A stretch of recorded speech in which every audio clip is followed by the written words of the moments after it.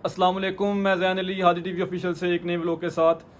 फ़लस्तीनी फ़ौज ने इसराइली फ़ौज के छक्के छुड़ा के रख दिए हैं। फ़लस्तीनी फ़ौज ने जो हमला शुरू किया था ये गज़ा की पट्टी से शुरू किया था। अब ये फ़लस्तीनी जो फ़ौज है ये इसराइल के 60 से 70% इलाकों तक अंदर जा चुकी है। मैं आपको एक बात ये बताता चलूँ कि फ़लस्तीन और इसराइल के दरमियान जो जंग चल रही है इसमें हालात बहुत ख़राब हो चुके हैं। इस वक्त शदीद लड़ाई चल रही है और ये लड़ाई एक जगह पर नहीं हो रही बल्कि कई जगह पर चल रही है। एक तरफ फ़लस्तीनी मुजाहिदीन आगे बढ़ रहे हैं और दूसरी तरफ इसराइल अपनी रिज़र्व फ़ौज भी मैदान में उतार रहा है।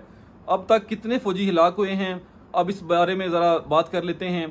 जो इसराइली मीडिया है उसका कहना है कि कम अज़ कम 1000 से 1200 इसराइली इसमें मारे जा चुके हैं जो जंग चली है 2 दिन के अंदर अंदर।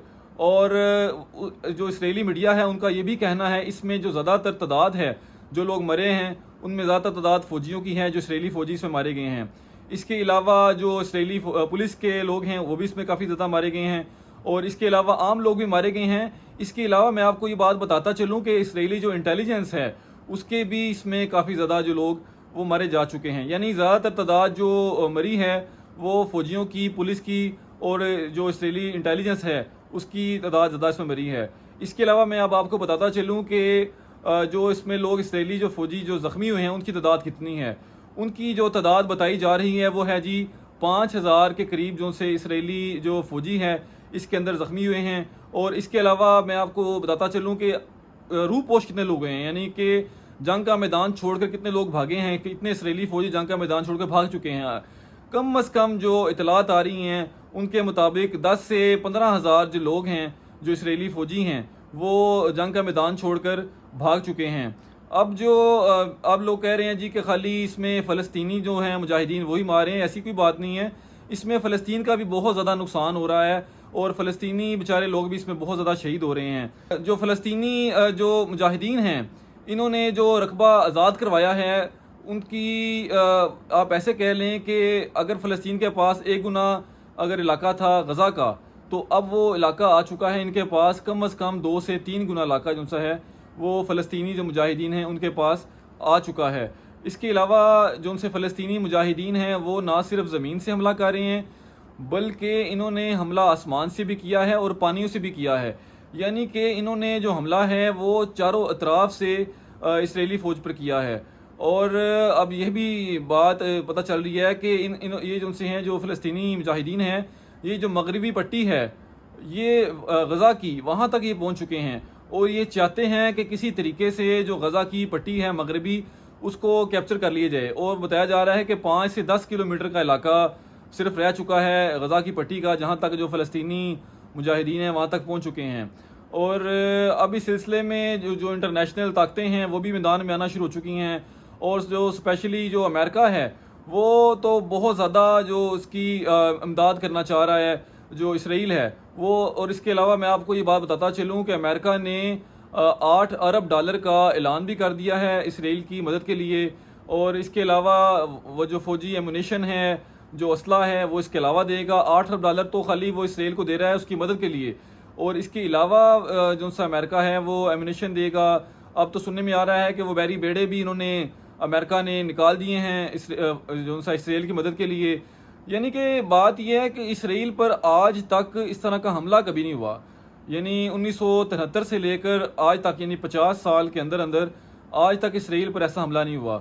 ये पहली दफ़ा ऐसे हुआ है कि फ़लस्तीनी जो मुजाहिदीन हैं इन्होंने हमला किया है और हमला भी इन्होंने बहुत खौफनाक किया है। अब अमेरिका जो उनसे है उनके जो सदर हैं जो बाइडन उनको नींद नहीं आ रही। उनको नींद इसलिए नहीं आ रही कि क्योंकि इसराइल तबाह हो रहा है और इसराइल का जो राइट हैंड है जो मशरिक़ वस्ता है यहाँ पर इसराइल का राइट हैंड है। और वैसे भी आप देखें कि ये जो फ़लस्तीन है जो बैतुल मुक़द्दस है ये दोनों की मुश्तरका इबादत गाह है, यहूदियों की और ईसाइयों की मुश्तरका इबादत गाह है। तो जो उनसे ईसाई हैं वो कभी भी नहीं चाहेंगे कि मुसलमान जो उनसे हैं इस पर काबिज़ हो जाएं। इसीलिए जो अमेरिका है वो एक तरफ धमकियाँ भी लगा रहा है, वो धमकियाँ लगा रहा है मुसलमानों के जो हैं आपके सदर हैं, जिस तरह सऊदी हैं, इसके अलावा कतरी हैं, जो सदर हैं इनको धमकियाँ लगा रहा है, शहजादों को धमकियाँ लगा रहा है कि ख़बरदार आप इस जंग में कभी ना उतरना वरना हम देख रहे हैं جو سے امریکہ دیکھ رہا ہے، عالمی میڈیا دیکھ رہا ہے آپ کو، جو اس ملک جو اس جنگ میں حصہ لے گا ہم پھر دیکھ لیں گے. مطلب وہ ایک طرف دھمکیاں بھی لگا رہے ہیں اور دوسری طرف یہ بھی کہہ رہے ہیں کہ آپ برائے مہربانی آپ جو سے حماس کو کہیں کہ جنگ بندی کرے اور وہ بس کر دے اور وہ پیچھے واپس چلا جائے. ہم مطلب اسرائیل کو سمجھاتے ہیں، معاملات کو بیٹھ کر حل کر لیتے ہیں، اور دوسری طرف وہ یہ بھی اس طرح کے معاملات بھی جو امریکہ ہے وہ کرنا چاہ رہا ہے. بہرحال ابھی تو حماس جو سا ہے وہ اس طرح کی بات جو سا ہے وہ سننے کو تیار نہیں ہے، لیکن امریکہ جو سا ہے وہ اس بات پر تلا ہوا ہے.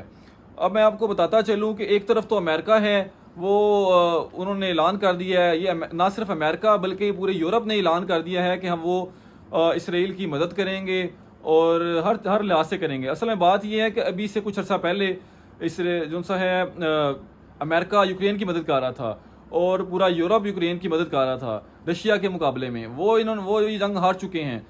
اب ان سے برداشت نہیں ہو رہا کہ ان کو پتہ ہے کہ ہم ہر جگہ سے جنگ ہارتے جا رہے ہیں. پہلے یہ افغانستان میں جنگ ہارے، پھر یہ یوکرین میں جنگ ہارے، اب یہ افغانستان میں جنگ ہارے. اب ان کو یہ ہے کہ اگر ہم یہاں پر بھی یہ جنگ ہار جاتے ہیں اور جو ہمارا اتحادی ہے اسرائیل، جو سب سے بڑا اتحادی ہے امریکہ کا، یہ جنگ ہار جاتا ہے تو ان کا ایک خواب ہے گریٹر اسرائیل بنانے کا.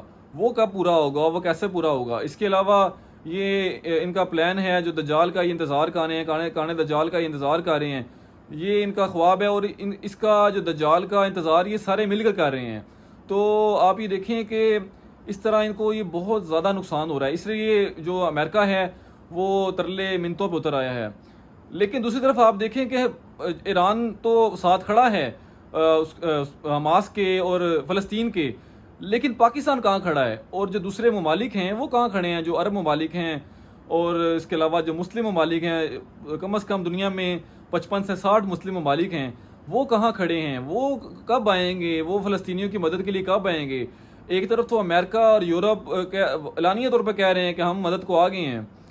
تو بہرحال یہ بہت برے حالات ہیں مسلمانوں کے، اور ہمیں بھی چاہیے، ہماری پاکستانی آرمی کو بھی چاہیے، پاکستانی حکومتوں کو چاہیے کہ وہ فلسطین کی مدد کے لیے یا پھر کم از کم انٹرنیشنل طور پر یہ بات تو کہہ دیں کہ ہم جو سا ہیں فلسطین کے ساتھ ہیں، ہم حماس کے ساتھ ہیں اور ہم اسرائیل کے خلاف ہیں.